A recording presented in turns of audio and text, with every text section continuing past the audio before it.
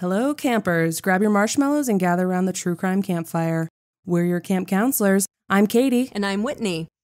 And we're here to tell you a true story that is way stranger than fiction. We're roasting murderers and marshmallows around the true crime campfire.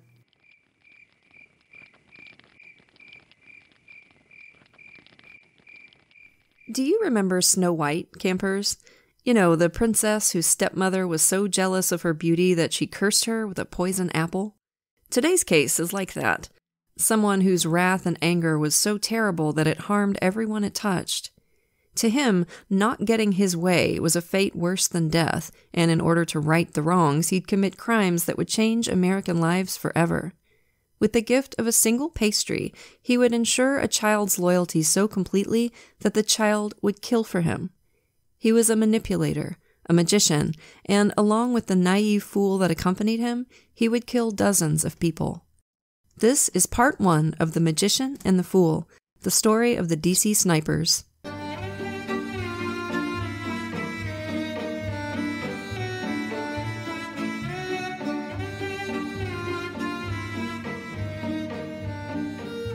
So, campers, for this one, we're in Tacoma, Washington, where 21-year-old Kenya Cook was finally ready for a new start. She and her 6-month-old daughter were looking for a safe haven from Kenya's violent monster of an ex-boyfriend. She found it at her aunt's house. On the night of February 16, 2002, Kenya's safety would be shattered with the ringing of a doorbell. She was by herself, so while her baby was babbling upstairs waiting to have her diaper changed, Kenya answered the door. Standing there, she saw a black teenage boy with his hands in his pockets, high cheekbones, and a wide smile. The boy looked 16, maybe 17, and when he spoke to her, he made jokes. And in his head, he heard a voice admonishing him. It was the paternal, demanding voice he always heard in his head nowadays. The man's voice. It said, "Do not make this personal. This is not a person. This is an end. You are here for retribution and punishment. Be natural." For a moment, the boy saw his own face in Kenya's, a face he had grown to hate. His demeanor shifted. The light left his eyes, and he raised his arm toward Kenya. He was carrying a borrowed .45 caliber handgun. He pulled the trigger, close range, in her face, and she died instantly. The boy later said when he tried to remember her face, he could only see his own. The old, weak, wayward version of him. He vomited after, but he knew what had just begun, what he would have to do later. Kenya's family, who remembered her as kind and outgoing, as a great cook who was a natural in the kitchen, who knew her as a great mom who was finally catching a break, were desperate for answers. Her ex had an alibi, and other than him, she had no enemies. The case would cool, and then eventually go cold. It wouldn't be until much later that they found out what had begun on the front porch on that cool night in February. The next month, the boy was in Tucson, Arizona. There, the man taught him how to hunt. "Here were some photos," he said, "of a man we've been hired to kill. Someone gave me $25,000 to do it, so we'll do it." Now, who would want 60-year-old Jerry Taylor dead was none of the boy's business, but if it was going to bring him money, he knew what had to be done. He and the man tracked Jerry's comings and goings, from the grocery stores where he traveled as a frozen food salesman to home to the golf course. The man even urged the boy to speak to Jerry at work, to look him in the eyes, to make friendly small talk. As they followed him, a pattern emerged. Jerry loved golf and spent hours at the local golf course practice range, perfecting his game. This, the man said in the boy's ear, would be where they'd earn their money. It was secluded, and the course where Jerry practiced his chip shots was surrounded by the desert and mesquite bushes. The boy's orders were clear. He could hear that paternal voice in his head again and again, telling him, shoot the person, hide the person, leave. So, on the morning of March 19th, the boy headed to the golf course carrying a semi-automatic rifle, where he found Jerry Taylor practicing his chip shots, and waited. Who knows how long he lurked, watching Jerry as he swung his golf club again and again. He waited until Jerry walked toward him looking for a ball, and he squeezed the trigger, shooting Jerry in the chest. Jerry never saw it coming. The boy dragged his body into the cover of the bushes, felt around in Jerry's pockets until he found his wallet and brought it to the man in the desert, showing him proof that his grim task was done. The man looked at the wallet, ignoring the $15 inside and throwing it to the ground. He was disappointed, he told the boy. You have to become better. You have to become flawless. In order to do what I need to do, you need to become that monster. A golf course employee would later find Jerry's body partially hidden in the bush. The Tucson police immediately established a perimeter and began looking into Jerry's life. If what the man said was true, Jerry had a seriously powerful enemy, but if he did, the police couldn't find it. The case quickly lost steam, leaving Jerry's family to pick up the pieces. To the boy, he was no one, a job. To his daughter Cheryl Shaw, Jerry was her family's glue. He was the peacemaker. Throughout the next several months, the man urged the boy to collect donations by stealing money and electronics as they made their way across the country. By September 5th, the boy had made it to Maryland. Thousands of miles from his first kills, he was a little more sure-footed. Maybe it was the last few months on the road, combined with the crimes he'd committed since the murders. They needed cash. They always needed cash for the plan to work. It was the boy's job to make sure they got it. Just like with Jerry Taylor, the man had a system. He would leave whatever shitty motel they were staying in and drive around to do recon, and by the time he came back, he'd made a decision. This time, the owner of Margelina Restaurant was their next target. The boy wasn't sure how the man picked his targets, but by now he knew better than to ask. All he needed to know was what the man told him. The man accompanied him to the restaurant where the boy waited patiently for their target to emerge. 55-year-old Paul LaRufa was having a good day. The restaurant had turned a nice profit, over $3,500, and after closing time, there'd been a staff party. One of Paul's favorite things about the restaurant was that the staff really cared about each other. They always had a great time together. After the party, Paul grabbed his laptop and the restaurant's bank bag and headed to the same parking spot that he parked in every day. I think there's a good chance that this is why the man chose Paul. He got off work after dark, he carried a lot of cash, and he had a consistent schedule. It could have been any restaurant manager. Paul was just the unlucky winner. Very true.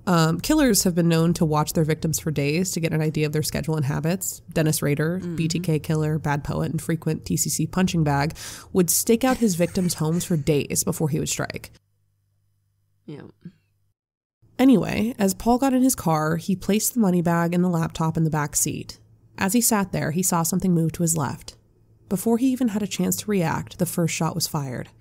That first life-altering blast shattered the window and was quickly followed by 4 more. In all, Paul was shot 5 times. The boy calmly grabbed the bank bag and the laptop and dissolved into the night. Paul had been shot twice in the chest, once in the side, and once in the neck. In the terrible silence that followed the gunshots, he said his loved ones flashed before his eyes. No. I thought about my wife. I thought about my grandkids. I could see each one. I thought about my son. I actually thought of a funeral. And then I said, no, that's not going to happen. I'm not going to die in a parking lot. Oh, bless his heart. He exited his car and stood up as blood spurted from his wound in arcs, spraying the side of his car. Unsteadily, he turned toward his restaurant and saw one of his friends holding a phone, calling 911. The call itself is harrowing to listen to. You can hear Paul in the background pleading for paramedics to hurry because he couldn't breathe. The 2 bullets into his chest had collapsed both of his lungs. He told the dispatcher that he didn't want to die, and the dispatcher told him, "We're not going to let that happen." And they didn't. After hours and hours of surgery, Paul survived, but the ghost of the shooter still haunted him. Was this random? Would the shooter come back? He spent the next month recovering and looking over his shoulder. He wondered, did he know my name? Was he sure I was dead when he walked away? Who was I to him? Paul wouldn't know the answer to that last question for a month, but remember, to the man and the boy it was simple. Paul was no one, a means to an end. The man ordered the boy back up to Washington. He wanted to visit an old friend and see if they could get their hands on more firepower. Specifically, firepower that couldn't be linked back to them or the murders they'd already committed. The man led the boy to Bullseye Indoor Shooting Range and Gun Store. The owner had met them at a gun show months earlier and had given them a business card. At the store, the boy walked in, where employees had a Bushmaster AR-15 laying on the counter. Calmly, the boys set the case on the counter, loaded the gun, and walked out. No one saw him, or even stopped him, which is just flippin' terrifying. Yeah, fun fact, that same gun store got in trouble with the ATF because on top of this gun, they also couldn't account for 300 other guns that year. Just poof, gone. No sales record. Yeah, good job, guys. Way to keep it together. Yeah, the store owner goes on and on about how guns are his God-given right, but for all that pomp and circumstance, it seems like homeboy doesn't know how to count past 2. I mean, like, those could be anywhere. Yeah. People could just be walking in and walking out with them. That is terrifying. The man knew that the time was soon, but the boy wasn't ready. He needed more practice, and practice they did. On September 14th, the boy shot and wounded Benny Oberoi in Silver Spring, Maryland. The next day, he shot Muhammad Rashid in the stomach outside of the liquor store he owned. He survived as well. On September 21st, Million Woldemariam was shot 3 times and killed in Atlanta, Georgia. That same day, in Montgomery, Alabama, liquor store owner Claudine Parker and her employee Kelly Adams were shot. Claudine didn't make it. Kelly survived. 2 days later, in Baton Rouge, Louisiana, Hong M. Ballinger was closing up shop at the beauty supply store she managed and heading to her car. Like Paul LaRuffa, she was carrying the day's profits in her bank bag. The boy shot her, stole her money, and ran away while witnesses scrambled to administer aid. Paramedics in a nearby parking lot were waved down. They rushed to save her, but it was too late. Hong M. was gone. Horrifyingly, as the police were processing the scene, a truck pulled up, driven by an older man and a young boy in the front seat. It was Hong M's husband Jim and their 10-year-old son looking for her. Her son would never be the same. Her sister, Kwang Suska, thought of her as a mother figure. She was racked with guilt about her death. It was her idea to emigrate to the United States. Through tears, she told the Vice documentary I, Sniper, quote, "She was a beautiful, wonderful, lovable person. She was a wonderful mother and wife." Gone. A gaping hole left in her family's life. The same day, the boy shot grocer Wright Williams Jr. outside his store. Williams would survive. In spree shootings like this, it's hard to fathom the entire crater left after the tragedies. We've talked about ripples before, how many people are affected by every death in our cases. Family members, friends, friends of friends, co-workers, hairdressers, customers, doctors, dentists, classmates, neighbors, journalists, paramedics, investigators, all touched by the tragic death of someone. So far, we've mentioned 10 people who were either killed or injured. The paramedic, nearly a decade after Hong M died, still cries thinking about her and her family. That little boy staring at his mother's lifeless body from the front seat of the truck. These aren't just names. These aren't nobodies, as the boy liked to say.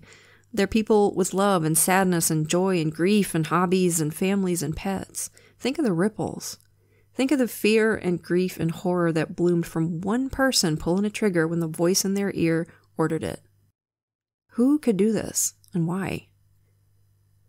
Lee Boyd Malvo was born on February 18, 1985 in Kingston, Jamaica, to Una James and Leslie Malvo. Una was just 19 years old while Leslie was 44. According to Lee, they were a match made in hell.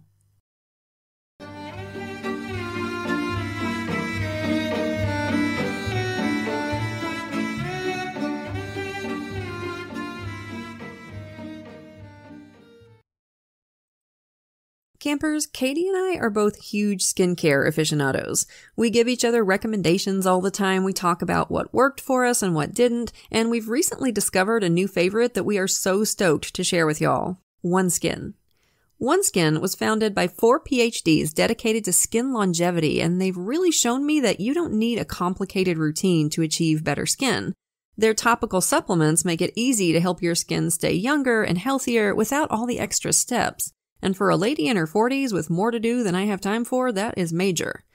The secret is OneSkin's proprietary OS1 peptide. It's the first ingredient scientifically proven to reduce the buildup of senescent cells, those notorious zombie cells that contribute to skin aging. Fewer zombie cells mean healthier, younger-looking skin with fewer lines and wrinkles, reduced age spots, and a stronger natural barrier, something that's especially important this time of year. Your skin does so much for you. Return the favor with OneSkin. For a limited time, our listeners will get an exclusive 15% off their first OneSkin purchase using the code HAPPYCAMPER when you check out at oneskin.co. I've been using the eye cream and the moisturizer, and I love how light these products feel. Fragrance-free, smooth as silk, and my skin feels so soft after I put it on. Makeup goes on perfectly on top of the moisturizer too, and it almost feels like I've got a primer on. I just started using these two products, and I'm so excited about them already. I can't wait to see what they're going to do for me in the next few weeks. I also love that their products are backed by scientific inquiry, focused on actually improving your skin's resilience, not just the way it looks. Very cool. So again, for a limited time, our listeners will get an exclusive 15% off their first OneSkin purchase using the code HAPPYCAMPER when you check out at oneskin.co. After you purchase, they'll ask you where you heard about them. Please support our show and tell them we sent you. Invest in the health and longevity of your skin with OneSkin.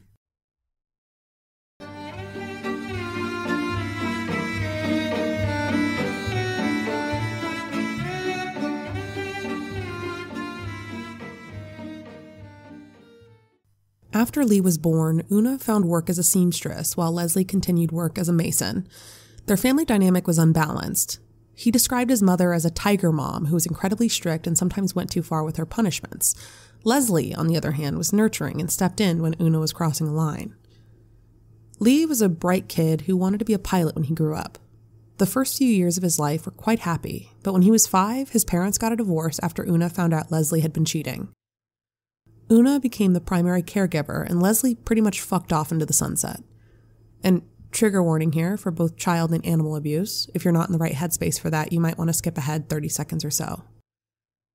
This is where the abuse began. Anytime Una was frustrated or upset, she'd take it out on little Lee. He quickly learned to cope by disassociating anytime he was being beaten. Lee started acting out. He targeted local feral cats with a slingshot, injuring and sometimes killing them. As Jamaica's economy started to falter in the mid-90s, Una decided to move to Antigua to seek out work, leaving Lee by himself. Literally. He was homeless. He slept on friends' couches, found help from strangers, and learned to fend for himself. By the time he was in high school, he'd already attended 14 schools. Jeez Louise. At York Castle High School, 12-year-old Lee met a teacher by the name of Winsome Maxwell. Winsome found out that Lee was homeless and immediately took him in. Teachers like this are wonderful. Oh my God. Yeah. Mm-hmm. It was the first time that Lee ever had his own room. She told the documentary I Sniper, all we gave him was love, and that was all he ever wanted. This was the first time Lee felt anything close to comfort since he was 5 years old. His behavioral problems all but disappeared. He stayed with the Maxwells for 2 years until one day Una called up Winsome and said, "Lee is getting on a plane tomorrow and coming to Antigua." Imagine how horrible that must have been for him. To leave a home that cared for him to live with his abusive mother. And kids have no say. I mean, you're a minor, like, that's it. You don't get to decide, you know, for obvious reasons, but like in a situation like that, that's just a nightmare. Yeah. And I have to wonder, like, why did she want him back? Like, she left him God alone. Knows. Yeah. You know? The next morning, Winsome took Lee to the airport and gave him a hug. He told her, "I'll be back." Today, all these years later, she says she's still waiting for him. His mother wasted no time in abandoning him yet again, leaving Lee to fend for himself. Lee started earning money by burning CDs and selling them. In the year 2000, Lee was sitting in an internet cafe burning CDs when he saw a man sitting with his son. The little boy was playing a video game. Lee felt a pang deep in his gut. That longing for love and comfort that he never seemed to be able to keep hit him like a truck. He couldn't help but stare. The son told his father that he was hungry, so the man went to the bakery next door. He bought a drink and a cinnamon roll for every boy in the cafe and set down the food and drink without saying a word. To Malvo, this was earth-shattering. He said, "We didn't have fathers like that. Someone who actually cared and listened, would do anything for his children. It was what I wanted." That cinnamon roll would start Lee on a path of destruction and death that no one in his life would suspect him of being capable of. God, the bar is so low for parenthood and people fail to clear it every day. It's just sickening. Yeah. All this kid wanted was somebody to see him, you know, really see him and care for him. Oy. The man in the internet cafe was John Allen Muhammad. He was born John Allen Williams on December 31st, 1960 in New Orleans, Louisiana. John was one of 6 siblings. Despite one bizarre article that insisted that John had a normal, idyllic childhood in a, quote, typical African-American household, everybody pretty much agrees that the house was a nightmarish hellhole. John's mother died of cancer when he was 2 years old. After that, his dad abandoned the family, leaving them to be raised by various family members, many of which were abusive. So obviously, we've got another content warning coming up. Skip ahead, 30 seconds or so if you don't want to hear about some child abuse. According to later testimony by his siblings, they were beaten with hoses, extension cords, fists, and branches. One of their uncles, Felton Holliday, was charged with assault with a deadly weapon after he beat a mentally disabled student to death at a reform school where he worked. Physical abuse was clearly part of his everyday life. John joined the Army in 1985 and was designated as an expert marksman, which is the highest level achievable in the Army. According to the History Channel, he would have to have hit at least 36 of 40 targets at distances ranging from 50 to 300 meters.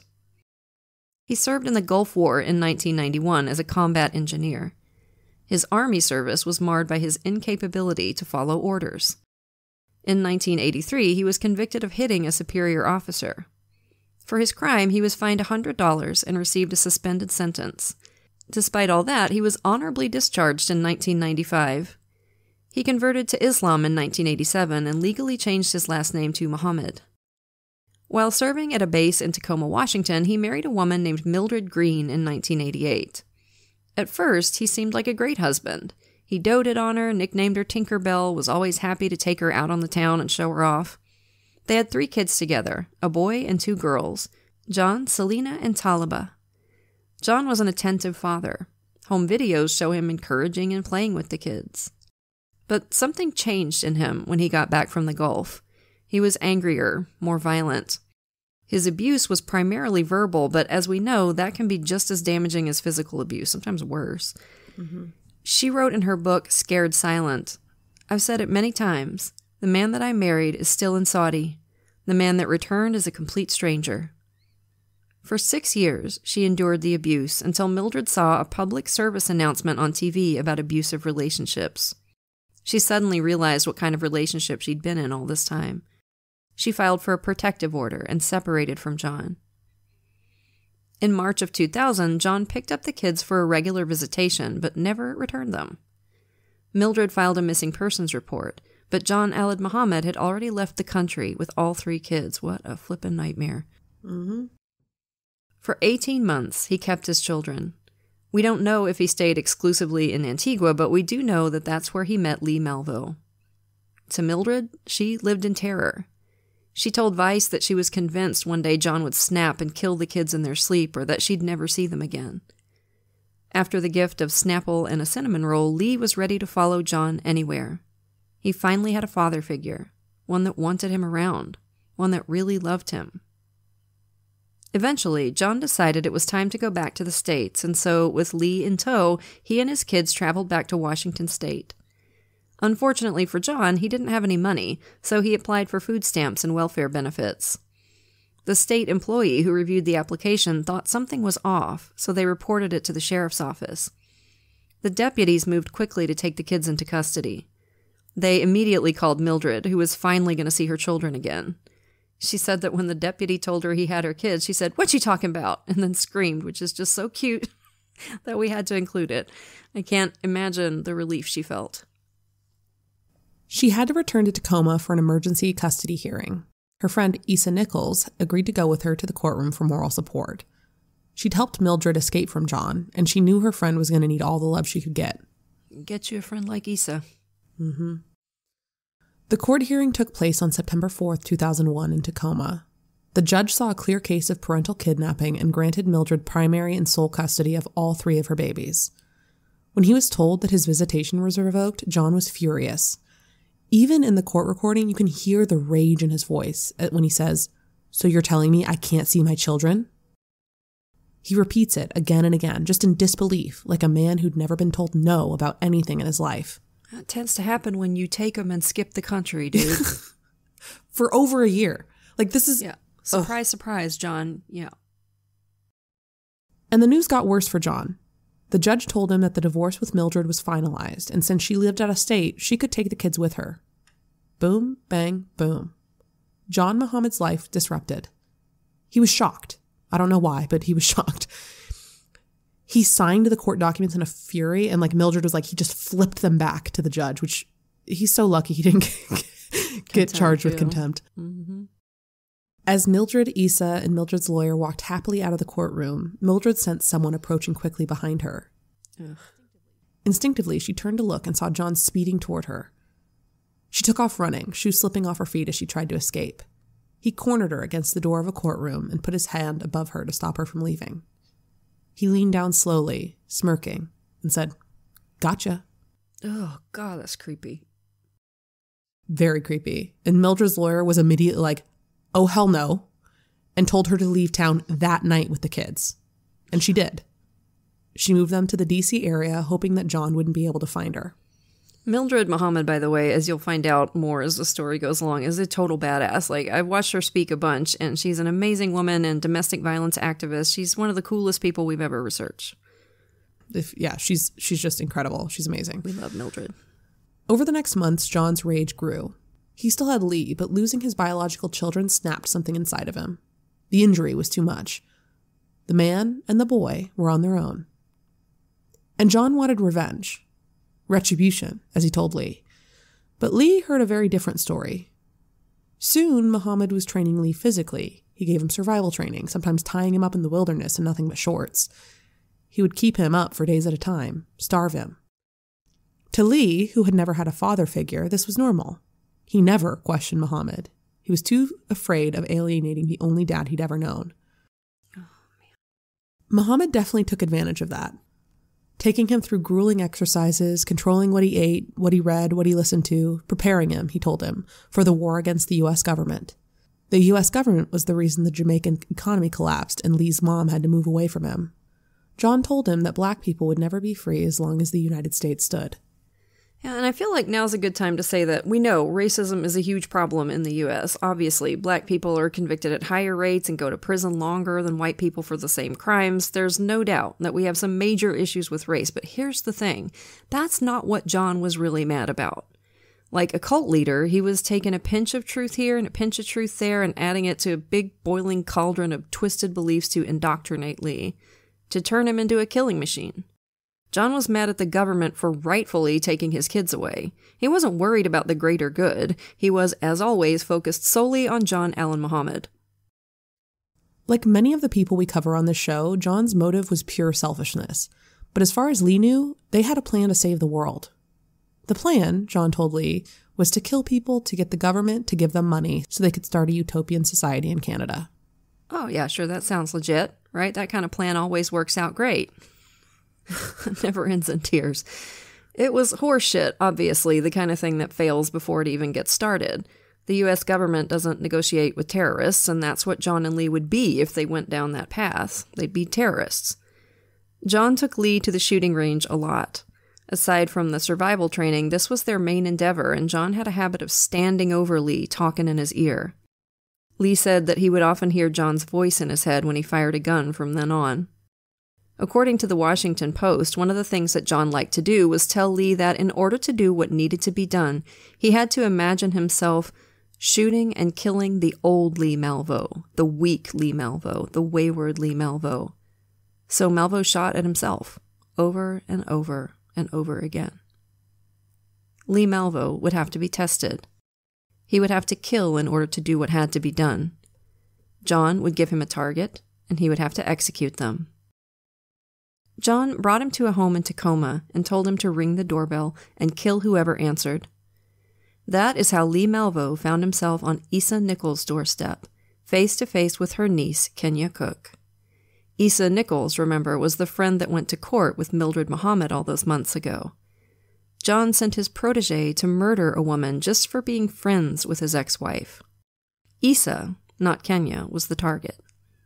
Absolutely fucking chilling.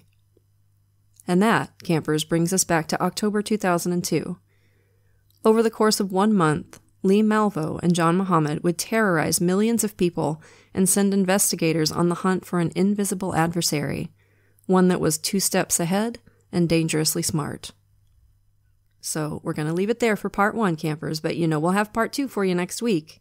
For now, lock your doors, light your lights, and stay safe until we get together again around the True Crime Campfire. And as always, we want to send a grateful shout out to a few of our lovely patrons.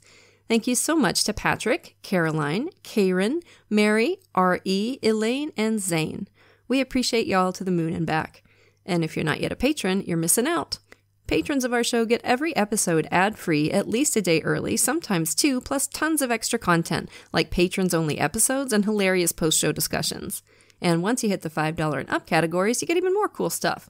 A free sticker at $5, a rad enamel pin while supplies last at $10, virtual events with Katie and me, and we're always looking for new stuff to do for you. So if you can, come join us at patreon.com/truecrimecampfire. For great TCC merch, visit the True Crime Campfire store at spreadshirt.com. Check out our website at truecrimecampfirepod.com, and guess what? You can listen to us on YouTube now.